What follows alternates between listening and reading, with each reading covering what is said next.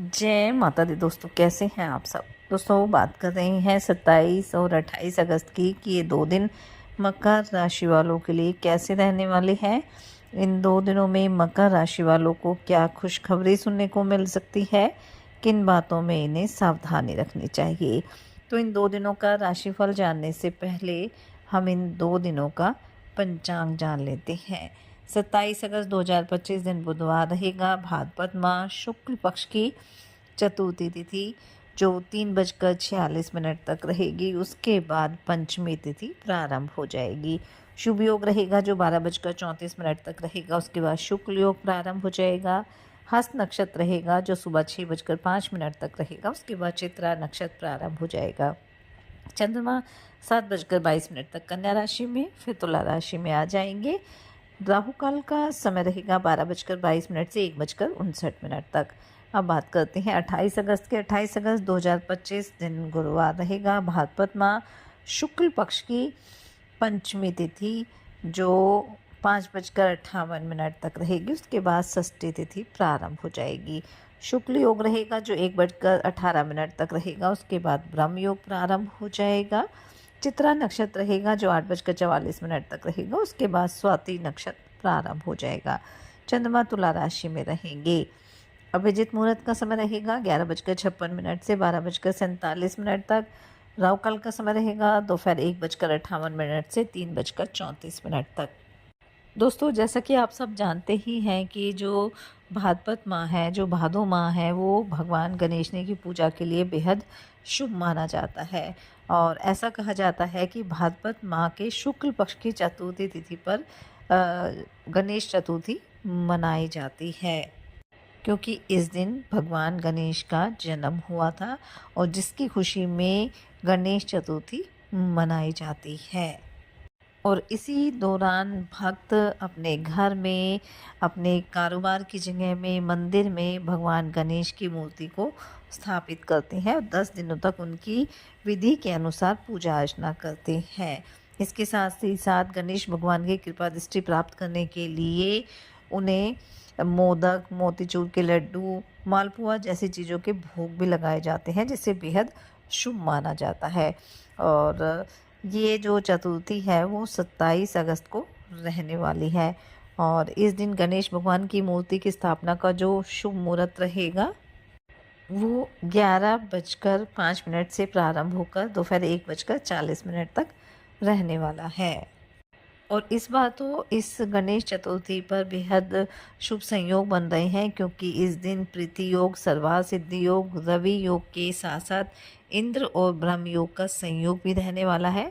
वहीं कर्क राशि में बुध और शुक्र के होने से लक्ष्मी नारायण योग भी बनेगा। और साथ ही साथ गणेश चतुर्थी पर बुधवार का दिन है जो भगवान गणेश का दिन ही माना जाता है। और इसी वजह से इस तिथि की जो महत्ता है वो और भी अधिक हो गई है। गणेश पुराण की अगर बात करें तो भाद्रपद माह, चित्रा नक्षत्र और बुधवार के संयोग में ही माता पार्वती ने दोपहर के समय भगवान गणेश को अवतरित किया था। तो अगर आप भी अपने घर में गणेश भगवान को लेकर आना चाहते हैं तो पूरे विधि विधान के साथ आपको गणेश भगवान को लेकर आना है। और वास्तु के अनुसार गणेश भगवान की मूर्ति आपको ईशान कोण यानी उत्तर पूर्व दिशा में स्थापित करनी है, क्योंकि यही दिशा भगवान के स्थान मानी जाती है। और यहाँ गणेश भगवान की प्रतिमा स्थापित करने से गणेश जी की विशेष कृपा आप पर बनी रहेगी। और गणेश चतुर्थी से लेके अनंत चतुर्दशी तक आप गणेश भगवान को केला, मोदक, लड्डू, नारियल की बर्फ़ी, पंचमेवा का भोग लगाएं और गणेश चालीसा का पाठ करें। पूरे विधि विधान से गणेश भगवान की आरती करें। इससे गणेश जी की कृपा दृष्टि आपके घर परिवार पर सदैव बनी रहेगी। तो चलिए बात कर लेते हैं ये 2 दिन मकर राशि वालों के लिए कैसे रहने वाले हैं।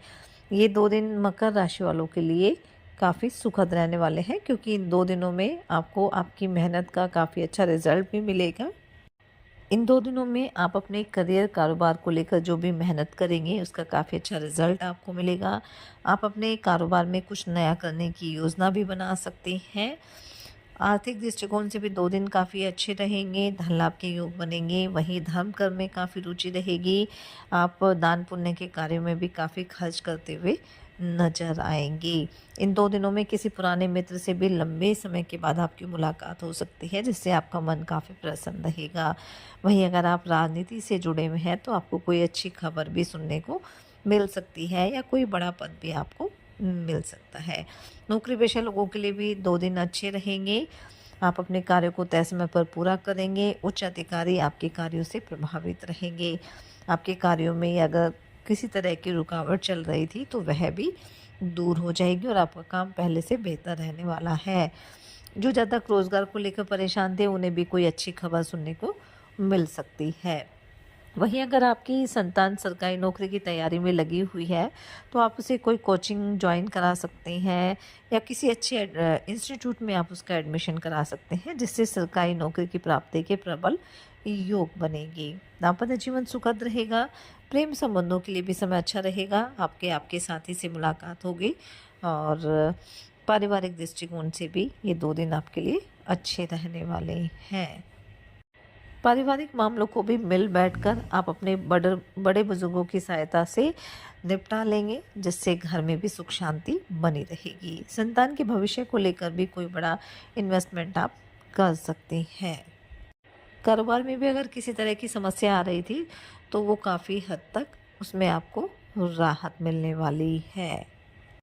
आपकी आय में भी वृद्धि होगी। कोई शुभ सूचना भी आपको सुनने को मिल सकती है और जीवन साथी के लिए आप कोई सरप्राइज पार्टी का आयोजन भी कर सकते हैं। विद्यार्थियों के लिए भी समय अच्छा रहने वाला है। स्वास्थ्य की अगर बात करें तो वैसे तो स्वास्थ्य को लेकर कोई समस्या नहीं है, बस थोड़ा थकान का अनुभव कर सकते हैं।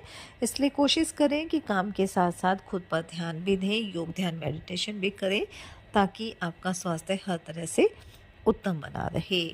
कोई नया मकान या घर खरीदने का सपना भी आपका पूरा हो सकता है। आपकी आय और व्यय में भी संतुलन बना रहेगा, जिससे भविष्य में भी आपको किसी तरह की समस्या नहीं होगी। घर परिवार में किसी नए मेहमान का आगमन हो सकता है। भाई बहनों से भी आपके रिश्ते अच्छे रहने वाले हैं। अगर अविवाहित है तो कोई विवाह का प्रस्ताव भी आ सकता है। इन 2 दिनों में आप अपने रहन सहन के स्तर में भी सुधार लेकर आएंगे और ये भी ध्यान रखना है कि कोई भी ज़रूरी जानकारी है वो आपको किसी भी बाहरी व्यक्ति के सामने शेयर नहीं करनी है। कुल मिलाकर कह सकते हैं कि ये जो 2 दिन है वो आपके लिए लाभकारी रहेंगे, इसलिए इस समय का फ़ायदा उठाएं, मेहनत करें, अपने प्रयास जारी रखें, थोड़ा खुद पर ध्यान भी दें। साथ ही सच्चे मन से आप ईश्वर आराधना करें, हनुमान जी और शनिदेव की आराधना करें, हनुमान चालीसा का पाठ जरूर करें।